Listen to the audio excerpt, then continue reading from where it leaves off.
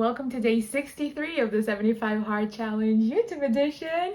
Today we're talking about books that gave me a big reading slump. At the end of this video, I'm also going to tell you what habits will put you in the reading slump, so stay tuned for that.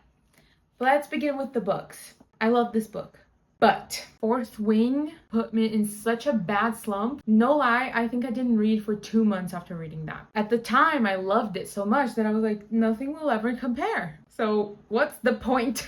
This is a me problem probably, but if I read a book that I like too much, it's probably gonna put me in a slump. I don't know how to fight that because I really like reading good books, but I hate being in slumps, so I'm lost. At a loss for words, I don't know what to do. The second one is Hook, Line, and Sinker. Now, this book was okay, I kind of liked it, but it didn't motivate me to keep reading, and that can really happen with a few books, but it was meh enough for me to not even want to try another one, and I'm still trying to recover from. I'm not in a slump right now, I'm just really tired, and I just can't commit to reading for long periods of time, and I love reading for long periods of time, like at least 2 hours.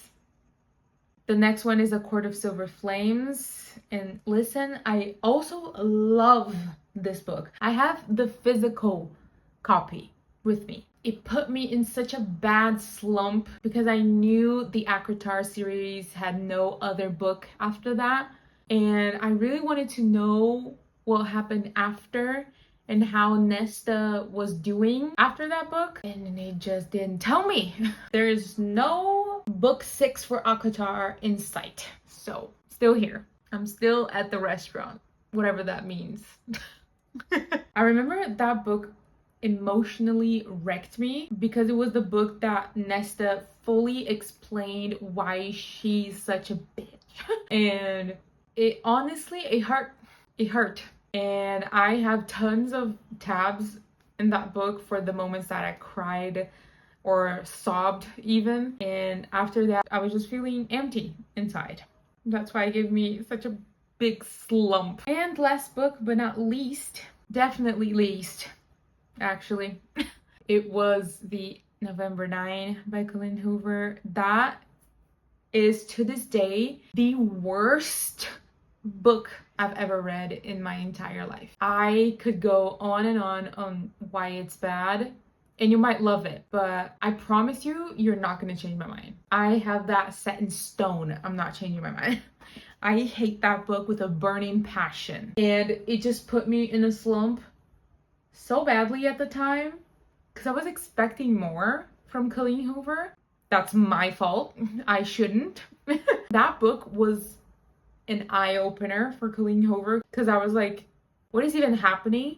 What is this book? What is books? What is writing? What is ink on paper? I lost all my bearings. So much wrong in so few pages. If November 9 has no haters, I am dead. I hope you know that. But now for the extra part, things that can make you go into slumps. The first one is force yourself into reading a book. But don't worry, I have a video on how to manipulate yourself into reading. It's gonna be linked down below, okay? You're welcome. But if you force yourself into reading something you are completely sure you're not gonna like, you're probably gonna get into a slump because you're just gonna be, what is the meaning of life? I just don't wanna touch books ever in my life again. That's probably gonna happen. The second thing is keep reading books you hate. So you're reading a book, you're starting to hate it, but you can't DNF it to save your life. First of all, I feel you. I have such a hard time DNFing books, such a hard time. But it is necessary because that will make us go into a slump. And I'm living proof that that happens. Every time I forced myself into finishing a book I hated, guess what happened? Yeah, reading slump. It's just not worth it. Try to remember that. I feel like I hate the thought of not finishing something I started. It just kills me to not read a book. I don't want to get into the psychology of that, but I just can't do it. But I am getting better at that, okay? So let's just not, you and me, you know. And last but not least, reading self-help books. But wait, I almost said Kalma. Wait. Reading self-help book is only good if you're genuinely interested in the subject. I'm gonna say that again. Reading self-help books is only good if you're genuinely interested in that subject. Got it? Okay.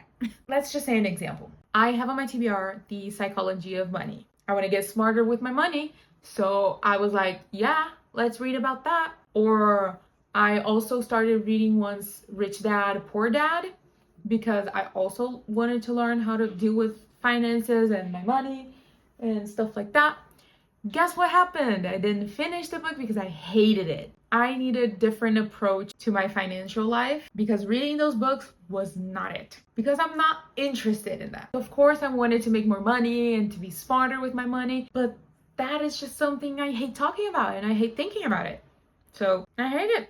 But now, if you're talking about a psychology book or a book, I don't know, about love and about relationships and about art and design, then you got me hooked. Then I actually care about what the book has to say because it's something I am genuinely interested in. One mistake people make when starting to read or want to pick up reading is they go straight for, I don't know, Atomic Habits or The Power of Habit, or what's another self-help book that's really popular? I don't know, The 4-Hour Work Week, The Psychology of Money. They're like, oh yeah, I'm reading now. And then you can't finish it. You take months to finish a 200-page book. That's why. And I mean, that doesn't make you any less of a reader, but it makes your life 10,000 times harder if you actually want to start reading for fun. And maybe even for knowledge. Optional. I hope these help. Good luck with your current slump if you're in one. If you haven't watched the other days from this challenge, there's a playlist linked below ready for you to binge. Don't forget to like and subscribe, and I will see you tomorrow.